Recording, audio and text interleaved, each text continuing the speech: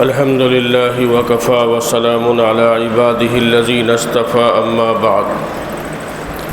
فأعوذ بالله من الشيطان الرجيم بسم الله الرحمن الرحيم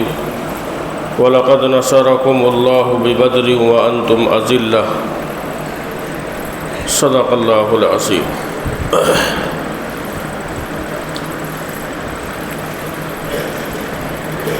آج 18واں روزہ ہے اور تقریباً دوسرا عشرہ مکمل ہونے والا ہے اور بہت تیزی کے ساتھ رمضان کے یہ ایام گزر رہے ہیں۔ پہلا عشرہ گزر گیا اور اس کے بعد میں دوسرا عشرہ بھی ختم ہونے والا ہے اور تیسرا عشرہ جو آنے والا ہے وہی بہت تیزی کے ساتھ گزر جاتا ہے۔ تو اس لیے اس مہینے میں جو دن باقی رہ گئے ہیں ہمیں ان دنوں کی اور ان راتوں کی بہت قدر کرنی چاہیے۔ پتہ نہیں یہ رمضان ہم کو مکمل ملے گا کہ نہیں ملے گا، اور آئندہ رمضان معلوم نہیں کہ ہماری زندگی میں ہے کہ نہیں ہے۔ بہت سے ایسے لوگ تھے جو ہمارے ساتھ گزشتہ رمضان میں تھے لیکن آج وہ اپنی قبروں میں چلے گئے، اور ایک وقت آئے گا کہ ہم بھی اپنی قبروں میں چلے جائیں گے۔ تو اس مہینے سے ہمیں خوب فائدہ اٹھانا چاہیے۔ احادیث میں آتا ہے کہ رسول اللہ صلی اللہ علیہ وسلم نے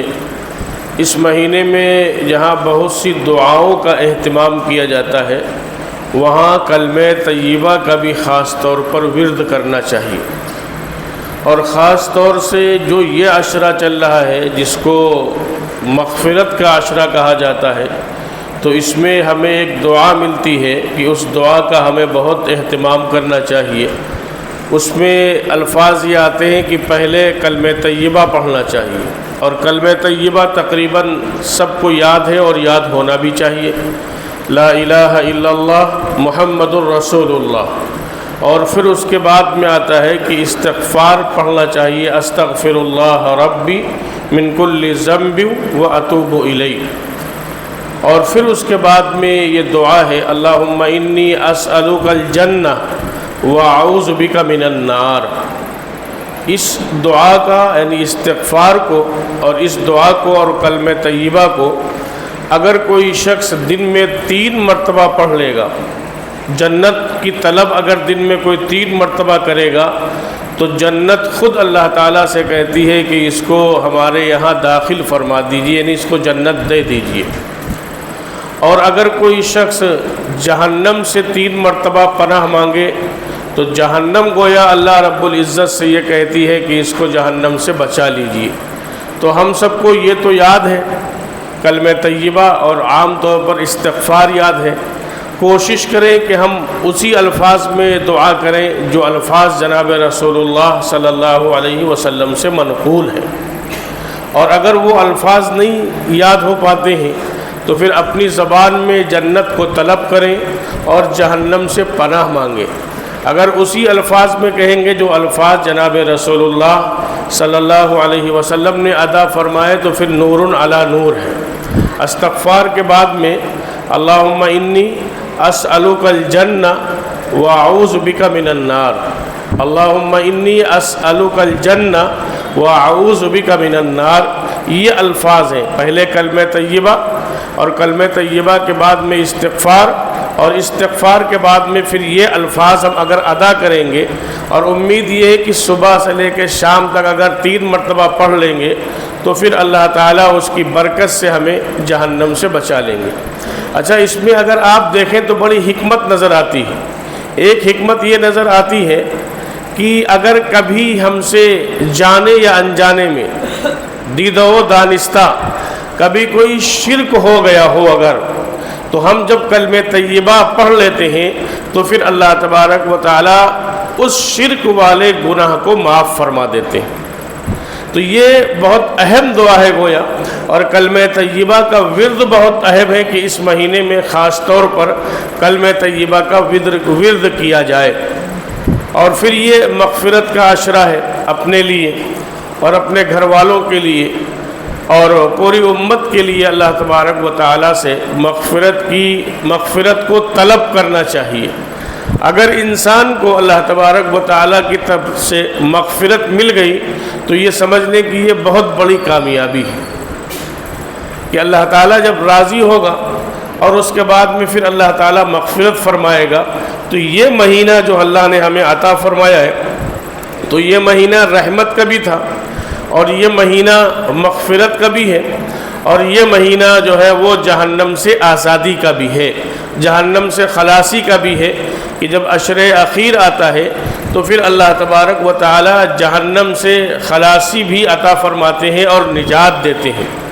تو اس لیے بہت اہتمام کے ساتھ اور بہت توجہ کے ساتھ ہمیں اس کے دن اور رات کو گزارنا چاہیے۔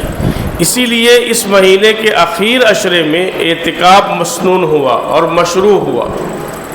جناب رسول اللہ صلی اللہ علیہ وسلم نے پوری زندگی اعتکاف فرمایا۔ کبھی آپ نے 1 مہینے کا اعتکاف کیا اور کبھی آپ نے 20 دن کا اعتکاف فرمایا، اور زیادہ تر جو اعتکاف کیا ہے سیدنا محمد الرسول اللہ صلی اللہ علیہ وسلم نے وہ عشر اخیرہ کا کیا ہے۔ اسی وجہ سے اس اعتکاف کو سنت مؤکدہ علی الکفایہ کہتے ہیں کہ اگر پورے محلے میں ایک آدمی بھی اعتکاف کر لے گا تو پورے محلے کی طرف سے وہ ادا ہو جائے گا، اور اگر کوئی شخص بھی محلے میں اعتکاف نہیں کرے گا تو پورا محلہ گنہگار ہوگا۔ ایک اعتکاف ہوتا ہے واجب، مثال کے طور پر آپ نے کوئی منت مانی کہ اگر ہمارا فلاں کام ہو گیا تو ہم اتنے دن کا اعتکاف کریں گے۔ اب وہ کام جب ہو جائے گا تو پھر اتنے دن کا اعتکاف روزے کے ساتھ ضروری ہے۔ اور اسی طریقے سے ایک اعتکاف ہوتا ہے سنت جو رمضان کے اخیر عشرے میں کیا جاتا ہے، 10 دن کا ہوتا ہے یا 9 دن کا ہوتا ہے۔ اور پھر ایک اعتکاف ہوتا ہے نفل۔ نفل میں بھی 2 طرح کا اعتکاف ہے کہ معلوم ہوا کہ نفل آپ نے نیت کی ہم 5 دن نفلی اعتکاف کریں گے، 3 دن نفلی اعتکاف کریں گے، تو وہ بھی روزے کے ساتھ ہوگا۔ اور نفل اعتکاف کی دوسری قسم یہ ہے کہ آپ جب مسجد میں داخل ہوں تو اسی وقت یہ نیت کر لیں کہ جتنی دیر ہم یہاں رہیں گے وہ اعتکاف کے ساتھ رہیں گے، اس میں روزہ شرط نہیں۔ باقی یہ تینوں قسم کے جو اعتکاف ہیں اس میں روزہ شرط ہے۔ اسی طریقے سے آتا ہے کہ اگر کسی شخص کا اعتکاف ٹوٹ جائے، اب اس کی قضا کرنی ہے، تو اگر رمضان کے علاوہ بھی اس کی قضا کرنی ہوگی، سنت اعتکاف تھا تو وہ روزے کے ساتھ ہوگا، بغیر روزے کے نہیں ہوگا۔ اور پھر اس اعتکاف کا ثواب کیا ہوگا؟ ایک دن کے اعتکاف کے بارے میں جناب رسول اللہ صلی اللہ علیہ وسلم نے فرمایا کہ جو شخص 1 دن کا اعتکاف کرے گا تو اس کے درمیان اور جہنم کے درمیان 3 خندقیں حائل ہو جائیں گی، اور ایک خندق کی مسافرت زمین سے آسمان، اتنی ایک خندق کی مسافرت ہوگی، گویا وہ جہنم سے دور کر دیا جائے گا۔ اور اخیر عشرے کے اعتکاف میں ایک سب سے بڑا فائدہ یہ ہے کہ شب قدر اس کو مل جاتی ہے، چونکہ اعتکاف والی عبادت، اعتکاف یہ ایک عبادت ہے، اور جب اعتکاف کی نیت سے مسجد میں داخل ہو گیا تو اگر وہ کھانا کھا رہا ہے تب بھی اس کو ثواب مل رہا ہے، اور اگر وہ قضاء حاجت کے لیے، بشری تقاضوں کے لیے، استنجا وغیرہ کے لیے گیا ہے جب بھی اس کو ثواب مل رہا ہے، اور اگر وہ سو رہا ہے جب بھی اس کو ثواب مل رہا ہے، چونکہ اعتکاف والی عبادت اس نے کر لی۔ تو اگر کوئی کام بھی نہ کرے، معتکف صرف فرض نماز پڑھتا رہے اور سوتا رہے، کوئی کام بھی نہ کرے، تب بھی اس کو گویا شب قدر مل جائے گی اور اعتکاف کا ثواب مل جائے گا۔ مثال کے طور پر کوئی معتکف نہیں ہے، اب وہ جب جو ہے عبادت کرے گا شب قدر میں تو پوری رات نہیں کر پائے گا، کچھ کھانا بھی کھائے گا، کچھ اور بھی تقاضے ہوں گے، تو عبادت کر رہا ہوگا، اور عبادت کے جب اس حصے کو چھوڑے گا تو عبادت کا سلسلہ منقطع ہو جائے گا۔ لیکن چونکہ یہ خود 24 گھنٹے کی عبادت میں ہے تو اس لیے اس کی عبادت کا سلسلہ منقطع نہیں ہوتا۔ اب جو ہے یہ اعتکاف کرنا کس کو چاہیے؟ عاقل اور بالغ مرد پر مسجد میں یہ اعتکاف سنت مؤکدہ علی الکفایہ ہے، مسافر پر اعتکاف نہیں۔ اور نابالغ پر اعتکاف نہیں ہے۔ عام طور پر ہوتا ہے کیا ہے، لوگ بچوں کو لے آتے ہیں کہ لو اس کو اعتکاف میں بیٹھا لو، اب اس پہ اعتکاف نہیں ہے، اس پہ اعتکاف ساقط ہو گیا، اس کو بیٹھایا جا رہا ہے، اور خود پر اعتکاف ہے تو ہمیں خود کوشش کرنا چاہیے کہ اس ثواب کو ہم خود حاصل کریں۔ نابالغ بچوں پر ہے ہی نہیں کہ نابالغ بچے اعتکاف کریں گے۔ اسی طریقے سے اعتکاف اس مسجد میں ہوتا ہے جہاں پر جو ہے وہ جماعت کی نماز ہوتی ہے،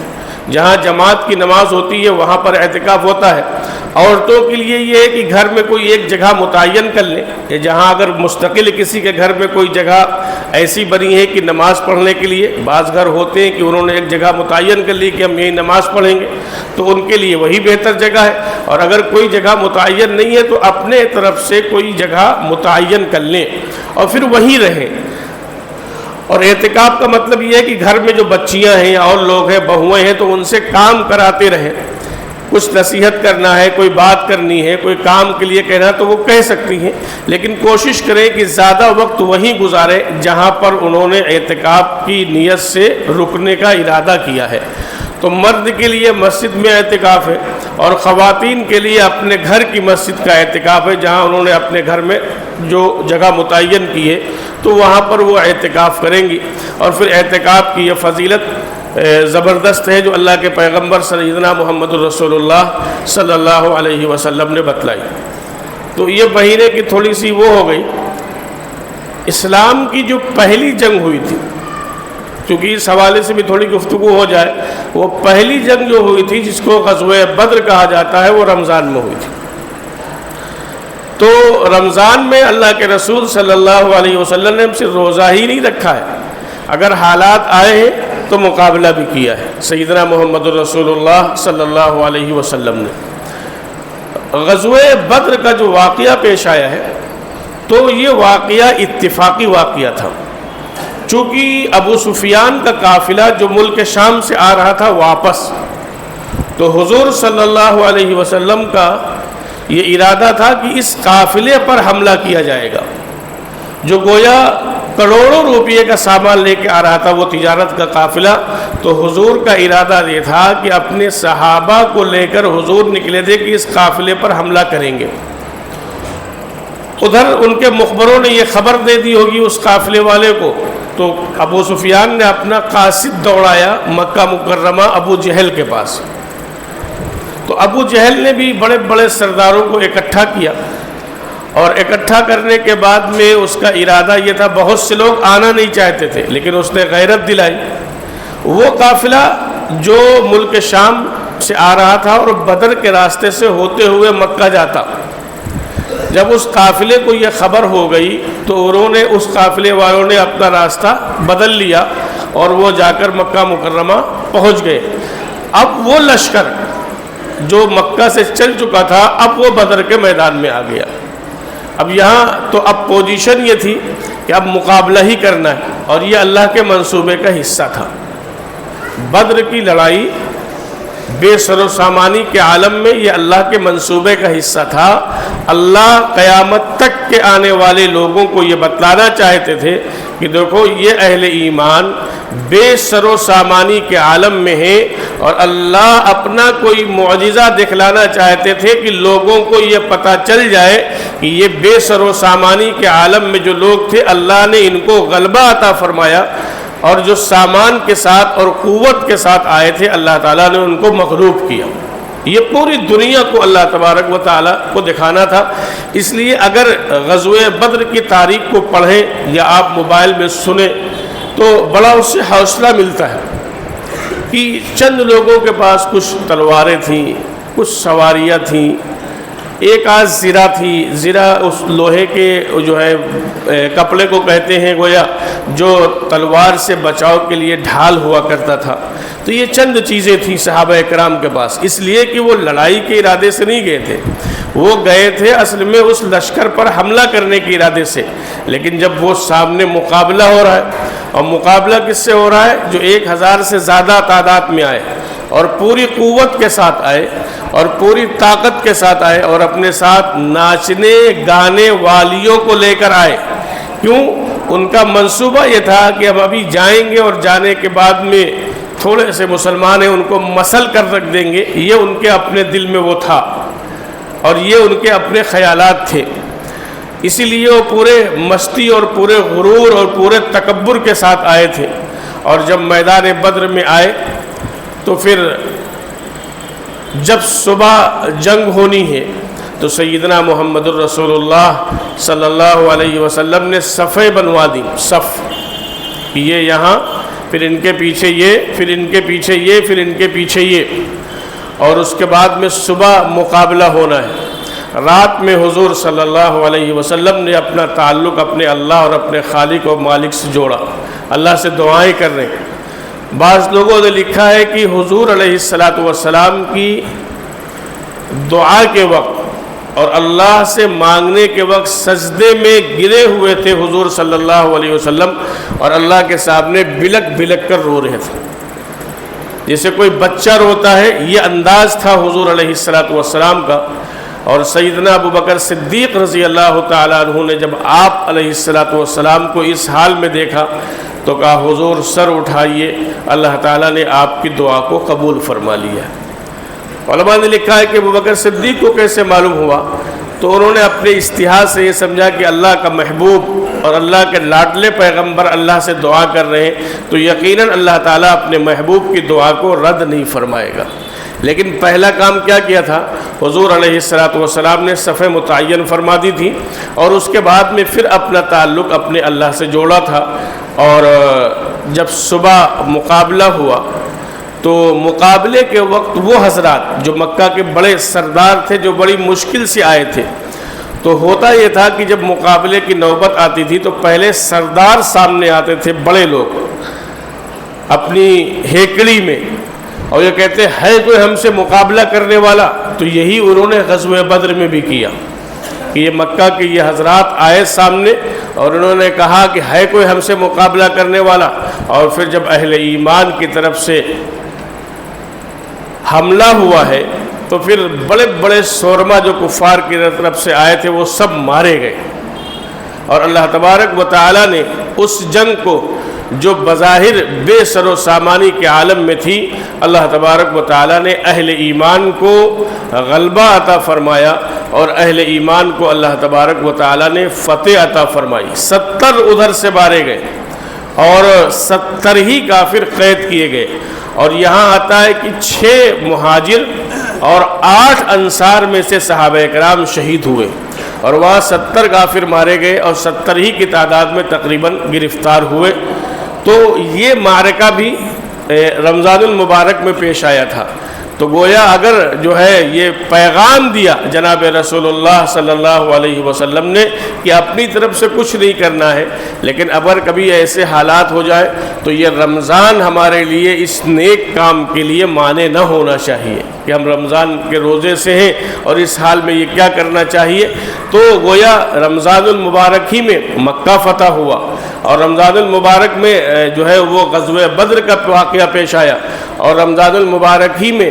حضرت عائشہ صدیقہ رضی اللہ تعالیٰ عنہ کی وفات ہوئی ہے۔ تو بظاہر بے سر و سامانی کے عالم میں تھے، اللہ نے فرمایا وَلَقَدْ نَصَرَكُمُ اللَّهُ بِبَدْرٍ وَأَنْتُمْ أَذِلَّةٌ، اور اللہ تبارک و تعالیٰ نے اہل بدر کی مدد فرمائی۔ وَلَقَدْ نَصَرَكُمُ اللَّهُ، تحقیق کی کہ اللہ نے اہل بدر کی مدد فرمائی، وَأَنْتُمْ أَذِلَّةٌ، جبکہ وہ کمزوری کی حالت میں تھے، اور اس کے باوجود اللہ رب العزت والجلال نے حضرات صحابہ کرام کو اور سیدنا محمد الرسول اللہ صلی اللہ علیہ وسلم کو غلبہ عطا فرمایا، اور کفر کی گویا وہیں سے کمر ٹوٹ گئی تھی، جو یہ مکہ میں سخت مخالفت کرتے تھے اور جو یہ مکہ میں سخت تکلیفیں پہنچایا کرتے تھے، لیکن جب یہ بدر کے معرکے میں آئے تو پھر اللہ تعالیٰ نے ان کی کمر توڑ دی، اور اسی کھسیاہٹ میں یہ بعد میں احد میں آئے تھے، اسی کھسیاہٹ میں احد میں بھی آئے، اور احد کا پس منظر بہرحال الگ تھا۔ تو اللہ تبارک و تعالیٰ جب جیسا چاہتے ہیں ویسا ہی کرتے ہیں، اس لیے ہمیں ہر حال میں اپنے تعلق کو اپنے اللہ سے مضبوط کرنا چاہیے، ہمارا رشتہ ہمارے خالق سے جڑا ہوا ہو، اور یہ رمضان کی ساعتیں اللہ تبارک و تعالیٰ نے ہمیں اور آپ کو عطا فرمائی ہیں، ان ساعتوں کو، ان کے دن کو اور ان کی راتوں کو ہمیں یوں ہی نہیں گزارنا چاہیے۔ اور بلکہ ان دنوں کو اور ان کی راتوں کو ہمیں وصول کرنا چاہیے اور خوب وصول کرنا چاہیے. اللہ سے خوب لو لگایا جائے، خوب نمازوں کا اہتمام کیا جائے، قرآن کی تلاوت کا اہتمام کیا جائے، صدقہ خیرات کا اہتمام کیا جائے اور دعاؤں کا خوب اہتمام کیا جائے. اپنے لیے مانگیں، امت مسلمہ کے لیے دعا مانگیں، اپنی دنیا کے لیے مانگیں، اپنی آخرت کے لیے مانگیں. اللہ تبارک و تعالیٰ کی طرف سے تو باقاعدہ اعلان ہوتا ہے کوئی ہم سے مغفرت کا طلب کرنے والا کہ ہم اس کی مغفرت فرمائیں، ہے کوئی رزق کا طالب کہ ہم اس کو روزی عطا فرمائیں، ہے کوئی بیمار جو ہم سے شفا چاہے ہم اس کو شفا عطا فرمائیں. یہ صدائیں اللہ رب العزت والجلال کی طرف سے مسلسل گویا آتی رہتی ہیں راتوں میں، اور یہ صدائیں مسلسل لگائی جاتی ہیں. اس لیے جو ہے بہرحال ہمیں اپنے اوقات کو کوشش یہ کریں کہ ضائع نہ کریں. عام طور پر ہوتا ہے کہ جب قرآن مکمل ہو جاتا ہے تو قرآن کے مکمل ہو جانے کے بعد میں مسجد میں نمازی کھسک لیتے ہیں. تو الحمدللہ ہمارے یہاں نہیں ہے، ابھی بھی نیچے پورا بھر رہا ہے اور اوپر بھی ہو رہا ہے. لیکن کوشش کریں اگر قرآن مکمل ہو گیا ہے تو 20 رکعت تراویح پڑھتے رہیں. پتہ نہیں آئندہ زندگی ملے کہ نہ ملے، تو اس لیے ان تراویح کے اور ان لمحات کو ہمیں ضائع نہیں کرنا چاہیے کہ ہمارے یہ لمحات، قیمتی لمحات مارکیٹوں کے نظر ہو جائیں اور بازاروں کے نظر ہو جائیں یا گپ شپ کے نظر ہو جائیں اور ہماری جماعتیں چھوٹنے لگیں. اللہ تبارک و تعالیٰ کی طرف سے تو اس وقت جو ہے وہ عجز بڑھا ہوا ہے، تو اس لیے ہمیں اس ڈسکاؤنٹ سے بہت فائدہ اٹھانا چاہیے اور بہت فائدہ حاصل کرنا چاہیے اور مایوس نہ ہونا چاہیے. غزوہ بدر کا میں نے تھوڑا سا تذکرہ اسی لیے کیا کہ دیکھو اللہ تعالیٰ فرما رہے ہیں تم کمزور تھے اور ہم نے تمہاری مدد کی، اور اسباب کے اعتبار سے بھی دیکھا جائے کہ ہم کمزور تھے، اہل ایمان کمزور تھے، لیکن مدد کس نے فرمائی؟ اللہ تعالیٰ نے مدد فرمائی. تو اس لیے مایوس نہ ہونا چاہیے. اللہ نے فرما دیا قرآن میں لَتُبْلَوُنَّ فِي أَمْوَالِكُمْ وَأَنفُسِكُمْ، ہم تمہیں آزمائیں گے، تمہاری جان بھی جائے گی، تمہارا مال بھی جائے گا. تو اللہ فرما رہے ہیں کہ اگر یہ سب ہوگا، یہ انسانوں کی اہل ایمان کی آزمائش ہوگی، اور اس آزمائش میں جو پورا اتر جائے گا وہ کامیاب ہو جائے گا، اور اس آزمائش میں جو ناکام ہوگا اور یہیں پر جو ناکام ہو گیا اس آزمائش میں فیل ہو گیا وہ ناکام ہو جائے گا. تو اس لیے بہرحال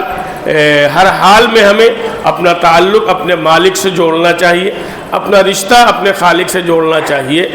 اور اللہ تعالیٰ ہی دشمنوں کی تمام تدبیروں کو ناکام بنانے والے ہیں، اور اللہ ہی ہیں جو دشمنوں کی طاقت کو بھی ختم کرنے والی ذات اللہ ہی کی ہے،